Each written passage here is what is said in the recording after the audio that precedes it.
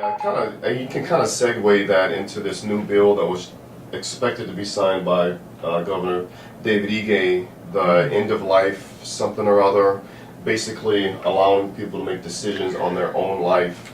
It's going to become a reality now in Hawaii, and I really don't know where I stand on that. I'm more of a guy that I think, personal freedoms. If I want to make that choice, then I should have the right to make that choice.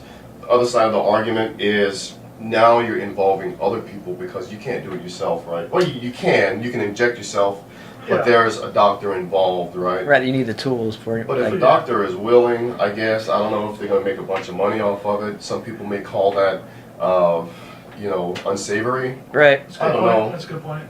Yeah, I mean, there's a lot of ethical questions about it for sure. In one sense, the other sense, like you're saying, like, if people are living in, pain and all this horror, whatever it is, it's not just like, oh, I feel bad about life, I want to kill myself. There should be some kind of prerequisite, and it sucks for that person to have to make the call, say, oh yeah, you can kill yourself. Oh no, you can't. So that ethical, this is a fucking tricky thing. But at the same time, like, if this person is suffering, you know what I mean, from a disease or whatever it is, that it's like, hey, there's no coming out of it. They should be able to die humanely. Yeah. You know what I mean? Like, not just blow their fucking brains out or jump out a building. That's a good point too. I mean, because instead of suffering, and scares a lot of people, the possibility of dying a certain way or even dying at all scares people. Oh, yeah. But if you can choose the way that you die, not gruesome or anything like that, but choose this option, I think it might help people cope with death a little bit more. At the same time, the only ethical thing for me, and it's just my choice, is I would have a tough time making that decision for somebody else. Well, even for me. Oh yeah. Just even for me, because what if they come up with a cure next week for whatever I fucking have? It's a commitment, bro. Once you go, you go. Bro. But it's I think the other simple way of probably trying to like think about it, because I'm known to complicate things. Yeah. Because I think too much sometimes or don't think enough. So I'm a fucking weirdo. It's like hospice.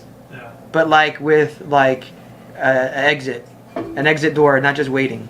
Yeah. You know what I mean? It's hospice. It's kind of like, I think it would be set up like that, where the person is in this environment and this, that, and the other, and then you say goodbye. And to me, that's a beautiful way, even though it's death. It's a more beautiful way of thinking about it. Sure. But that's just my fucking imagination. You know what I'm saying? I'm just trying to give another possible perspective. You can plan it. You can have your family there. There's a couple other arguments against it, which would be the religious aspect of it, right? A lot of people, Christianity, for the most part, would believe that you would go to hell, Right. And the other reason against it would be manipulation by family members. Right. So there's some really strong arguments. You have a big against inheritance, and they're like, no, go ahead, do it. Yeah. Exactly. Come on, you're burgering us. Take that shit. No, that's legit. That's a lot against it, That's a good point. I never fucking thought of it. because people are fucking sick sometimes. You know what I mean? Yeah. But again, what are the pros? You can plan it. If you're in pain, you can get rid of your pain. Yeah. You have the choice, would be a benefit all of its own. And the biggest thing of all, probably, well, besides the being able to plan it with your family, right? Because you know how it is when your family passes away and you're 5,000 miles away.